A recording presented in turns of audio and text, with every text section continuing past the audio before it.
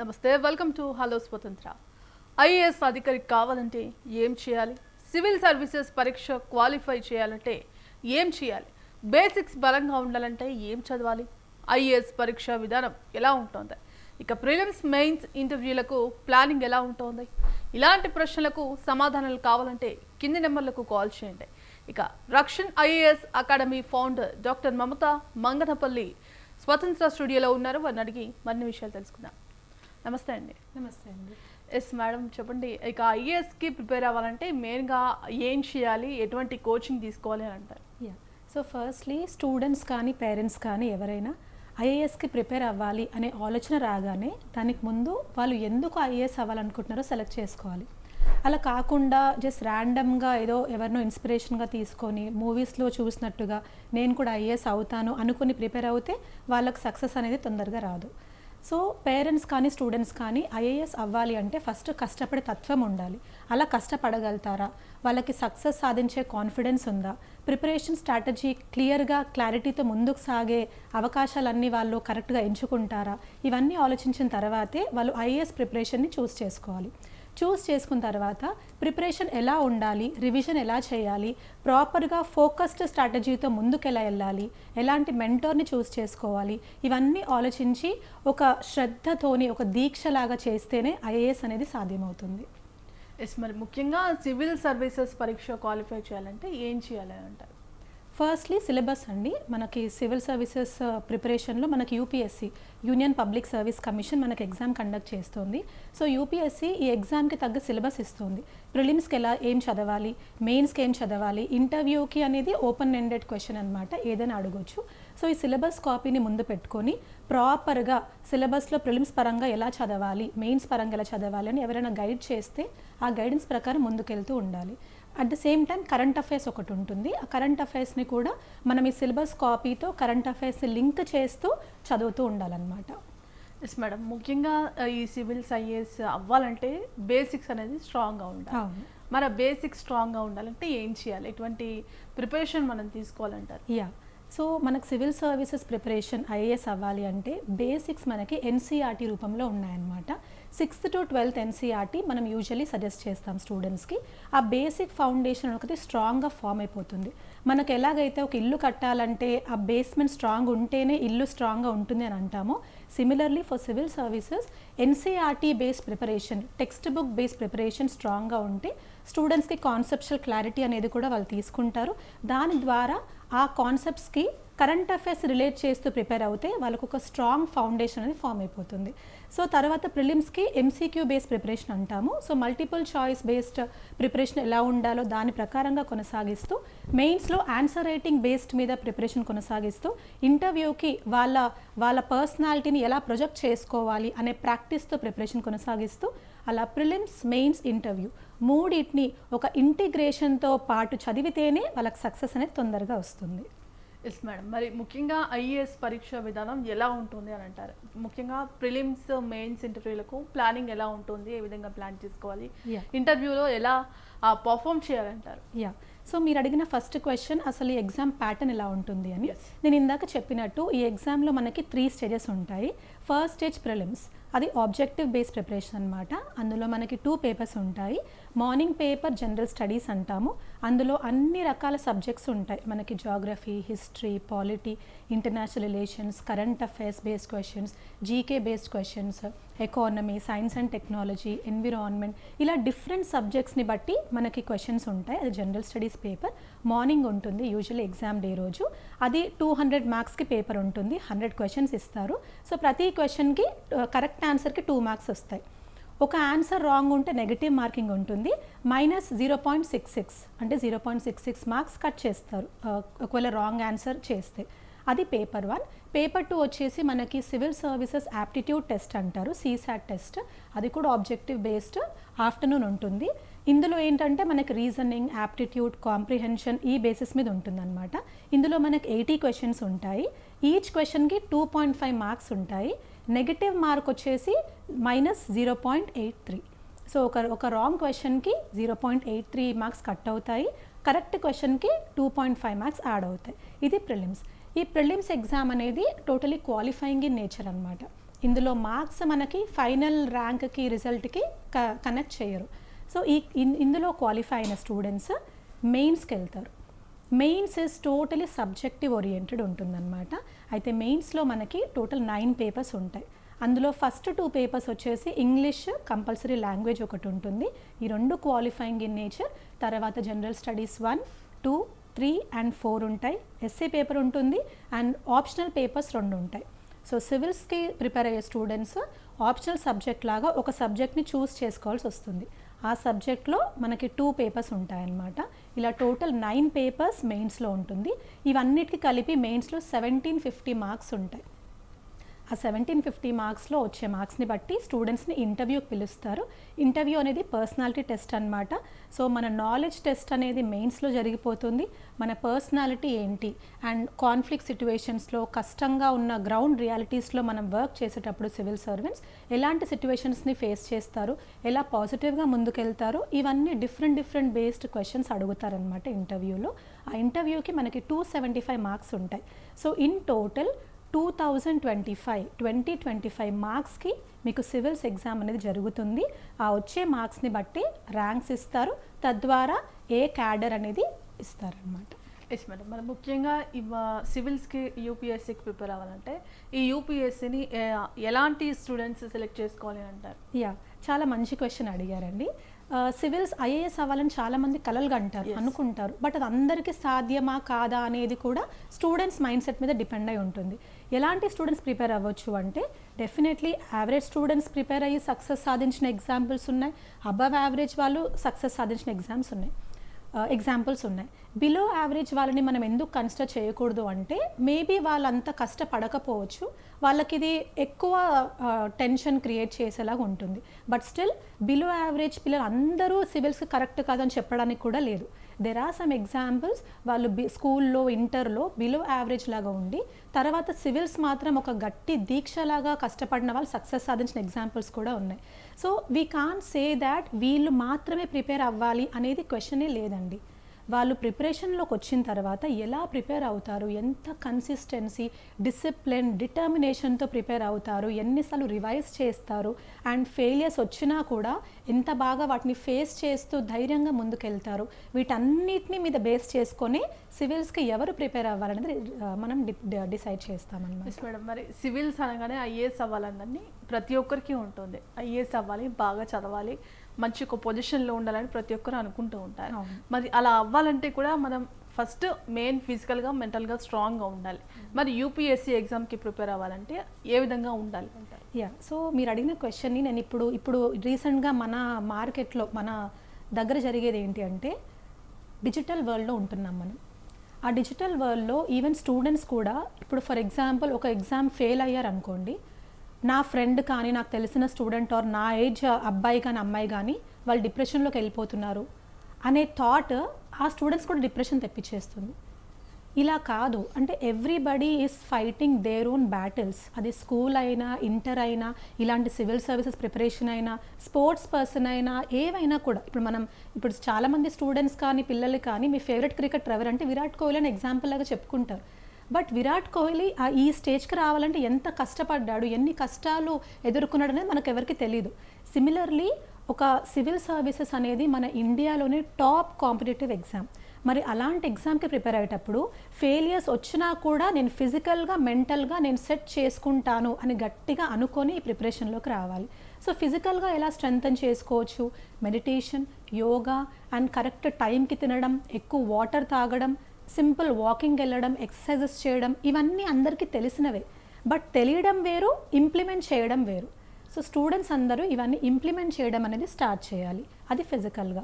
Next మెంటల్గా ఏంటి అంటే ముందు నుంచి నేను ఒక టఫెస్ట్ ఎగ్జామ్కి ప్రిపేర్ అవుతున్నాను, బట్ స్మార్టెస్ట్ వేలో, ఈజియెస్ట్ వేలో ప్రిపేర్ అవుతాను అని అనుకుంటూ పాజిటివ్గా ప్రతి దాన్ని ఒక లర్నింగ్ థింగ్. ఇప్పుడు నాకు ఎగ్జామ్లో ఒక చిన్న ఎగ్జామ్లో స్లిప్ టెస్ట్లో కానీ యూనిట్ టెస్ట్లో కానీ మార్క్స్ తక్కువ వచ్చాయనుకుంటే నాకు ఎక్కడ రాంగ్ పోయింది, ఏ మిస్టేక్స్ చేశాను నేను, ఈ మిస్టేక్స్ నేను రెక్టిఫై చేసుకుంటే నాకు మెయిన్ ఎగ్జామ్లో హెల్ప్ అవుతుంది అనే మైండ్ సెట్ స్టూడెంట్స్లో రావాలి.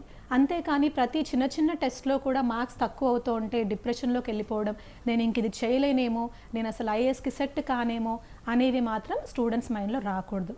This is what is called as mental strength. ఆ మెంటల్ స్ట్రెంగ్త్ అనేది ఫైనల్ లిస్ట్లో మీ నేమ్ మీరు చూసుకునేంత వరకు ఉండాలి. ఎస్ మేడం, మరి ముఖ్యంగా ఈ యూపీఎస్సీకి ఎవరు అప్లై చేసుకోవచ్చు? దీనికి ఏమైనా ఏజ్ క్రైటీరియా ఉంటుందా? డెఫినెట్లీ అండి.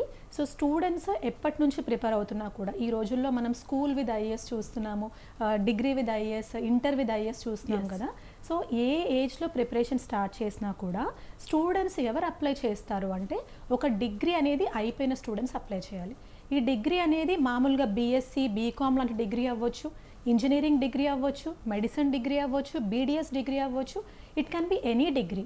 సో డిగ్రీ కంప్లీట్ అయి ఉండాలి, లేదా ఆ డిగ్రీ ఫైనల్ ఇయర్లో ఉన్న స్టూడెంట్స్ అప్లై చేయొచ్చు. ఆ ఫైనల్ ఇయర్లో ఉన్న వాళ్ళు కూడా మెయిన్స్ ఎగ్జామ్ ఇచ్చేటప్పటికి వాళ్ళకి ఆ సర్టిఫికేట్ అనేది, ఫైనల్ ఇయర్ కంప్లీషన్ సర్టిఫికేట్ అనేది వాళ్ళ చేతిలో ఉండాలి. ఇది ఏజ్ ఎవరైతే అప్లై చేసుకుంటారో వాళ్ళ క్రైటీరియా. నెక్స్ట్ ఏజ్ క్రైటీరియా ఏంటంటే, యూపీఎస్సీ క్లియర్ కట్గా ఏజ్ని డిఫైన్ చేసింది. ఒకటి నెంబర్ ఆఫ్ అటెంప్ట్స్ పరంగా, నెక్స్ట్ ఏజ్ పరంగా. నెంబర్ ఆఫ్ అటెంప్ట్స్ పరంగా తీసుకుంటే, ఒక జనరల్ క్యాండిడేట్ స్టూడెంట్ ఓసీ క్యాండిడేట్కి 6 అటెంప్ట్స్ ఉంటాయి. ఆ 6 అటెంప్ట్స్ కూడా 32 ఇయర్స్ వరకు మాత్రమే ఇవ్వగలుగుతారు. 32 ఇయర్స్ లోపు వాళ్ళు ఎప్పుడైనా ఇవ్వచ్చు, కానీ 6 అటెంప్ట్స్ మాత్రమే ఇవ్వాలి. అదే ఓబీసీ క్యాండిడేట్స్ అయితే 6+3 అటెంప్ట్స్ ఇవ్వచ్చు. అంటే 32 + 3 35 ఇయర్స్ వరకు వాళ్ళు 9 అటెంప్ట్స్ ఇవ్వచ్చు. ఎస్సీ ఎస్టీ వాళ్ళకి +5 ఇయర్స్ ఉంటుంది. ఆ +5 ఇయర్స్ ఏజ్ రిలాక్సేషన్లో వాళ్ళు 37 ఇయర్స్ వరకు అటెంప్ట్స్ ఇవ్వచ్చు. అయితే ఇక్కడ మనం గమనించాల్సింది ఏంటి అంటే, ఎస్సీ ఎస్టీ వాళ్ళకి నెంబర్ ఆఫ్ అటెంప్ట్స్ మీద లిమిట్ లేదు.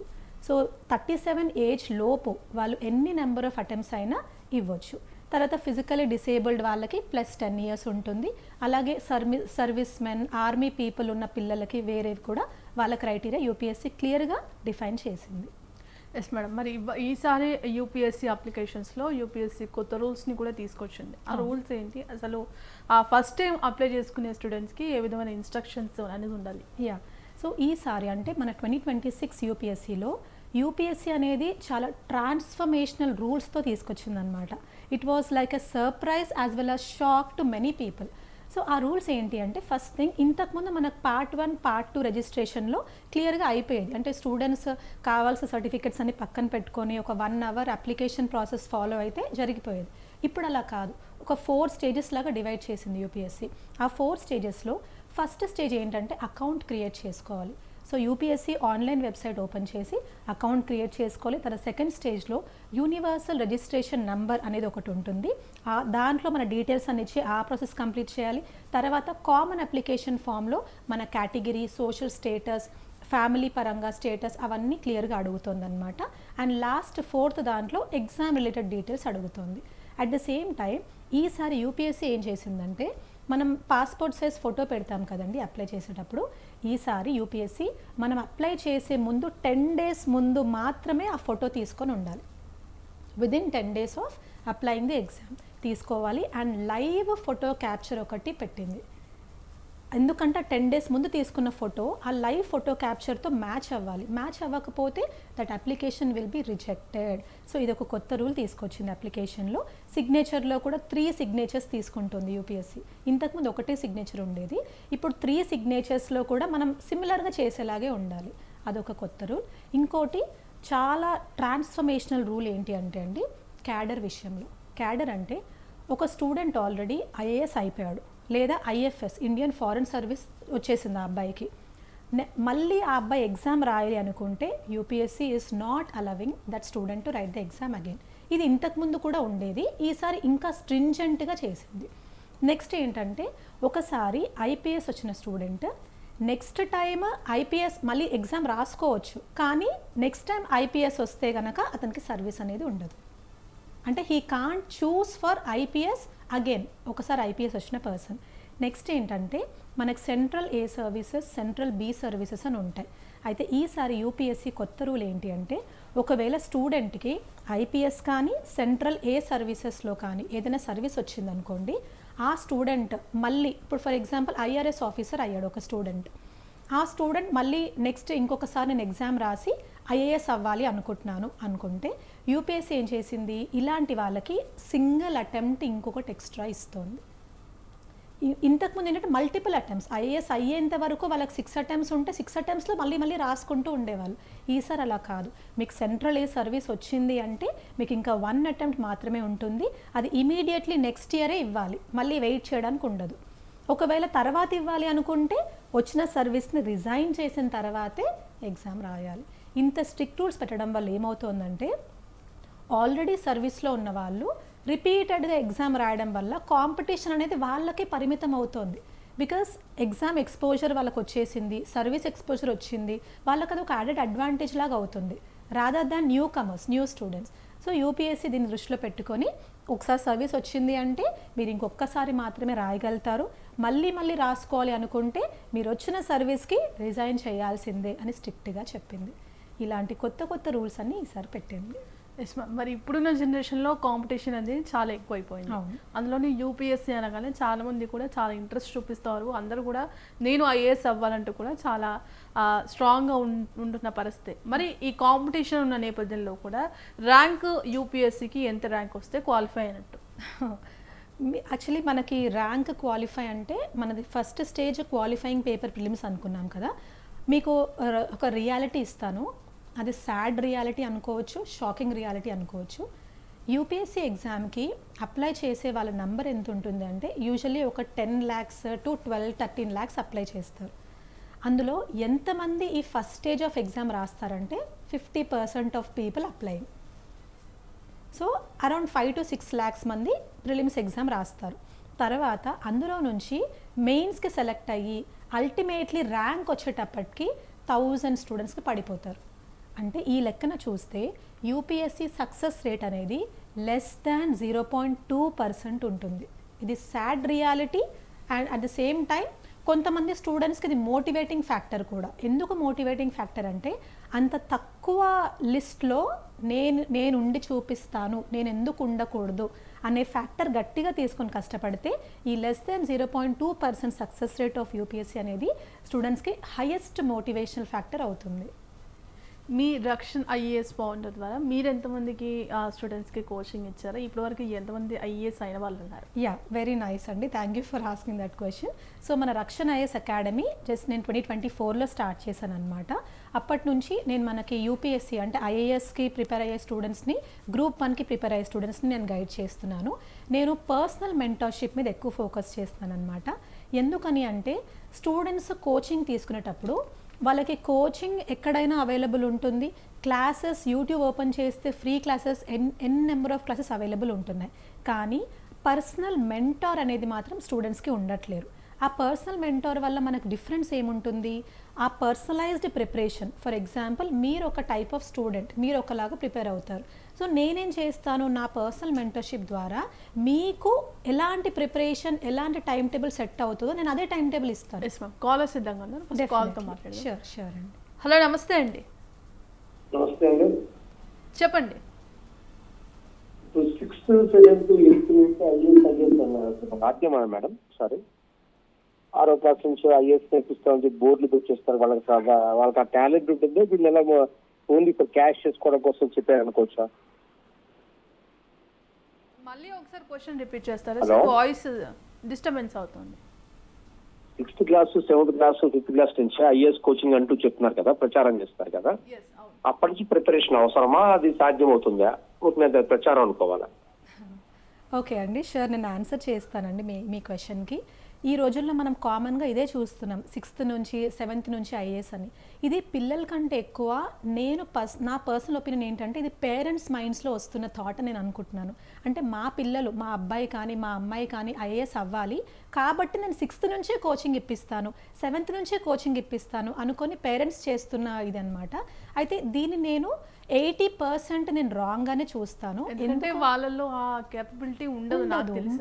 ఎగ్జాక్ట్లీ అంత స్ట్రెస్, అంత బర్డన్ వాళ్ళ మీద పెట్టడం కూడా అది కరెక్ట్ కాదు. మనం మన బ్రెయిన్ డెవలప్మెంట్ అనేది I'm doctor, medical doctor, so నేను ఇది ఈజీగా నేను చెప్పగలుగుతాను.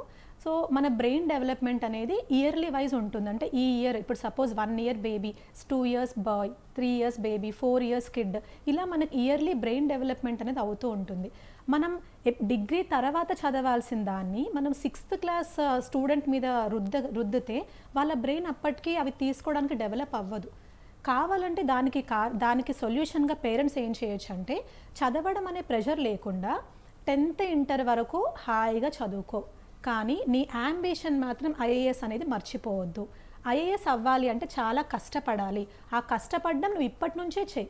6th class కష్టపడుతూ టాప్ ర్యాంక్ తెచ్చుకో, 7th class కష్టపడుతూ టాప్ ర్యాంక్ తెచ్చుకో, అలా 10thలో టాపర్ అవ్వు, ఇంటర్లో టాపర్ అవ్వు. అల్టిమేట్లీ ఆ కష్టపడే తత్వం అనేది it will become your character, that will give you success one day.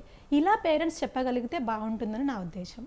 అంటే ఈ రోజుల్లో నాకు తెలిసినంత వరకు అయితే పేరెంట్స్ బర్డెన్ అనేది వాళ్ళ పిల్లల మీద చాలా ఎక్కువగా ఉంటుంది. వాళ్ళు చేయలేనిది వాళ్ళ పిల్లల మీద రుద్దాలనుకుంటున్నారు. సో ఇలాంటి వాళ్ళకి మీరేం చెప్తారు? ఇలాంటి వాళ్ళకి అదే ఇంతవరకు అదే చెప్పాను అనమాట. ఏంటి అంటే పేరెంట్స్ వాళ్ళు అవ్వలేను, నేను అవ్వలేకపోయాను కాబట్టి మా అబ్బాయి కానీ అమ్మాయి కానీ అవ్వాలి అనుకోవడంలో తప్పు లేదు. కానీ దానికి ఒక టైం అనేది ఉంటుంది. ఏ టైంలో ఏది చదివితే బాగుంటుందో అదే స్టూడెంట్స్ ప్రోగ్రెస్కి కూడా హెల్ప్ అవుతుంది. కాబట్టి మీరు ఆ ప్రెషర్ అనేది చేయకుండా మీ యాంబిషన్ ఐఏఎస్ లాగా పెట్టుకోండి అనే థాట్ మాత్రమే మీ పిల్లల మైండ్స్లో నింపండి. తర్వాత వాళ్ళు నువ్వు ఐఏఎస్ అవ్వాలి కదా, నువ్వు బాగా వేరే 7th class సబ్జెక్ట్స్ ఇప్పుడే చదువు, 10th class సబ్జెక్ట్స్ ఇప్పుడే చదువు, టైం ఉన్నప్పుడు ఏదో చదివేసే, ఇలాంటివి మాత్రం చేయకూడదు. దీనివల్ల స్టూడెంట్స్ మైండ్ సెట్లో ప్రెషర్ బిల్డ్ అవుతుంది. అల్టిమేట్లీ ఇప్పుడు మనం చూసిన డిజిటల్ మీడియాలో ఏమవుతుంది, స్టూడెంట్స్ డిప్రెషన్లో తొందరగా వెళ్ళిపోతున్నారు. అదే మన జనరేషన్ వాళ్ళు, మన పేరెంట్స్ జనరేషన్ వాళ్ళకి డిప్రెషన్ అనే పదానికి మీనింగ్ కూడా తెలియదు. ఇప్పుడు కామన్గా ఎందుకు యూజ్ చేస్తున్నారంటే బికాస్ ఆఫ్ దిస్ సోషల్ మీడియాని మనం పాజిటివ్గా ఎలా అయితే యూజ్ చేసుకుంటామో మోస్ట్ ఆఫ్ ది స్టూడెంట్స్ నెగిటివ్గా కూడా యూజ్ చేసుకుంటున్నారు. రీసెంట్గా మన గవర్నమెంట్ ఆఫ్ ఇండియా ఒక ప్లాన్లో ఉంది, లెస్ దాన్ 16 years స్టూడెంట్స్కి సోషల్ మీడియా బ్యాన్ చేద్దాము అని. So I welcome that move. Less than 16 years పిల్లలకి పేరెంట్స్ ఏం చూపించాలో అవి చూపిస్తే సరిపోతుంది. మిగతాదంతా వాళ్ళ చేతుల్లో ఫోన్లు ఇచ్చేసి వాళ్ళకి అన్ని ఇన్స్టాగ్రామ్, ఫేస్బుక్ లాంటి యాప్స్ అని డౌన్లోడ్ చేసేస్తే they are misusing the social media. అయితే మ్యామ్ ముఖ్యంగా కొంతమంది స్టూడెంట్స్ ఉంటారు ఐఏఎస్ అవ్వాలని చెప్పేసి ఎన్నిసార్లు ట్రై చేసినప్పటికీ కూడా అక్కడ దాకా వెళ్ళలేకపోయిన వాళ్ళు కూడా ఉంటారు. అలా చాలా స్ట్రెస్కి గురవుతూ ఉంటారు. అట్లాంటి వాళ్ళకి మీరు ఇచ్చే సజెషన్ ఏంటి? అలాంటి స్టూడెంట్స్ అంటే ఎన్నిసార్లు ట్రై చేసినా అవ్వని స్టూడెంట్స్కి నేనేమి ఇస్తాను అంటే, మీకు ఒకటి తప్పింది అంటే ఇంకొక బెస్ట్ ఎదురు చూస్తూనే ఉంటుంది అనే మాట మీరు నమ్మాలి. సో మీరు ఎంతైనా ఒక ఐఏఎస్ అనే అంబిషన్ పెట్టుకున్నారు, కష్టపడ్డారు, ఎన్నో ఇయర్స్ రాశారు, అన్ని సాక్రిఫైసెస్ చేశారు. అంటే మీరు ఫ్రెండ్స్ని కలవలేదు, ఫంక్షన్స్కి వెళ్ళలేదు, పేరెంట్స్కి దూరంగా ఉన్నారు, బట్ స్టిల్ మీకు సక్సెస్ రాలేదు. అలా ఉంది అంటే everything happens for a reason. So ఈ సక్సెస్ అనేది రాలేదు అంటే నాకు బెస్ట్ది ఇంకా ముందు ఉంది అని గనక మీరు అనుకుంటే మీ లైఫ్ చాలా పాజిటివ్గా వెళ్తుంది. ఎస్ మ్యామ్, కాల్ సిద్ధంగా కాల్ తీసుకుందాం. హలో, నమస్తే అండి. నమస్తే మేడం, ఐమ్ అనన్య. ఎస్, చెప్పండి అనన్య గారు. Ma'am, I'm currently doing my BTech third year, ma'am. I am very keen to get into some profession like civil services. So how should I start my preparation, or which kind of books I need to prefer to get rank in my first attempt? Yes, hello Ananya, thank you for calling. అంటే ఇలాంటి doubts clarify చేసుకోవడానికి ఇది చాలా మంచి platform అనమాట. So I really appreciate you for using this platform. మీరు BTech third ఇయర్లో ఉన్నారు కాబట్టి this is the right age for you to begin this preparation Ananya. ఎందుకు అంటే మీకు ఈ టైంలో బీటెక్ అనేది మీరు నార్మల్గా చదివినా కూడా ఫైన్ సరిపోతుంది. When your ambition is IAS, pressure లేకుండా, స్ట్రెస్ లేకుండా మీరు చదవచ్చు. అట్ ద సేమ్ టైం రోజుకు ఒక 2 to 3 hours మీరు ఏం చేస్తారంటే, నేను ఇందాక చెప్పిన ఎన్సీఆర్టీ బుక్స్తో స్టార్ట్ చేయండి. 6th to 12th NCERT books, specially core subjects of polity, geography, economy, history, ఈ 4 సబ్జెక్ట్స్ మీద మాత్రమే మీరు 6th to 12th ఎన్సీఆర్టీస్ మీద ఫోకస్ చేయండి. తర్వాత మీ బీటెక్ ఫైనల్ ఇయర్లో ఇదే చేయండి. ఫైనల్ ఇయర్ అయిపోయిన తర్వాత మీరు డైరెక్ట్లీ ఇంకా యూపీఎస్సీ ఫీల్డ్లో ఉంటారు కాబట్టి మీకు ఇంకా అవగాహన అనేది చాలా బాగుంటుంది. అండ్ 6th to 12th చదివిన బుక్స్ని మీరు మల్టిపుల్ టైమ్స్ రివైజ్ చేసే అవకాశం మీకు వస్తుంది. అట్ ద సేమ్ టైం మీరు ఇప్పుడు ఏం చేస్తారంటే, న్యూస్ చూస్తూ ఉండండి. రోజు ఒక హాఫ్ అన్ అవర్ న్యూస్ కావచ్చు, జస్ట్ ఏదైనా 15 మినిట్స్ క్విక్గా న్యూస్ ఉంటాయి కదా, మనకు ఫాస్ట్ న్యూస్ లాగా ఉంటాయి కదా, అలాంటివి చూస్తూ ఉండండి. న్యూస్ పేపర్ చదివే అలవాటు ఉంటే ఫైన్, అలవాటు లేకపోతే this is the right time for you to begin your news paper preparation. So news paper చదవండి లేదా న్యూస్ చూడండి. ఈ 4 కోర్ సబ్జెక్ట్స్ ఎన్సీఆర్టీ స్టార్ట్ చేయండి. మీరు చాలా ఫుల్ ఫ్లెడ్జ్డ్ ప్రిపరేషన్తో మీరు ముందుకెళ్తారు. Yes right, thank you Ananya. Yes madam, ముఖ్యంగా ఫైనల్గా ఐఏఎస్ ప్రిపేర్ అవుతున్న వాళ్ళకి, ప్రిపేర్ అవుదామని అనుకునే వాళ్ళకి, బిగినర్స్కి మీరేం చెప్తారు మా స్వతంత్ర న్యూస్ ఛానల్ ద్వారా? యా, సో ఐఏఎస్ ప్రిపేర్ అవ్వాలనుకునే స్టూడెంట్స్ ముందు డిసైడ్ అవ్వాల్సింది, నేను ఐఏఎస్ అవ్వాలి అంటే నాలో ఏమేం క్వాలిటీస్ ఉన్నాయి అని మిమ్మల్ని మీరు క్వశ్చన్ చేసుకోవాలి. అందులో ఫస్ట్ క్వాలిటీ ఏంటంటే dedication. So this particular UPSC civil services demands a dedicated preparation. Dedication తర్వాత కన్సిస్టెన్సీ. డెడికేషన్ పెట్టాలి. ఎప్పటి వరకు పెట్టాలి? లాస్ట్లో మన నేమ్ లిస్ట్లో చూసుకునేంత వరకు పెట్టాలి. That is called as consistency. ఆ కన్సిస్టెన్సీ ఉండాలి. అట్ ద సేమ్ టైం రిలాక్స్డ్గా ఉండాలి. మల్టిపుల్ టైమ్స్ రివైజ్ చేయాలి. ఇలా ఇవన్నీ చూసుకుంటే ఎలాంటి స్టూడెంట్ అయినా హార్డ్ వర్క్తో, స్మార్ట్ స్ట్రాటజీతో కంపల్సరీ సివిల్స్ కొట్టగలుగుతారు. All the very best to all the students. Thank you ma'am. ఐఏఎస్కి ఎలా ప్రిపేర్ అవ్వాలి, ఏ విధంగా మెంటల్గా కావచ్చు, ఫిజికల్గా కావచ్చు, ఏ విధంగా స్ట్రాంగ్గా ఉండాలి, అసలు ఏ విధంగా దీనికి సంబంధించి సజెషన్స్ కావచ్చు, ఇన్స్ట్రక్షన్స్ కావచ్చు తీసుకోవాలని దాని గురించి చక్కగా తెలియజేశారు. థ్యాంక్ యూ అండి. సో చూసారు కదా, ఇది ఇవాల్టి హలో స్వతంత్ర. మరో కార్యక్రమంలో మళ్ళీ కలుద్దాం. అంతవరకు సెలవు. నమస్తే.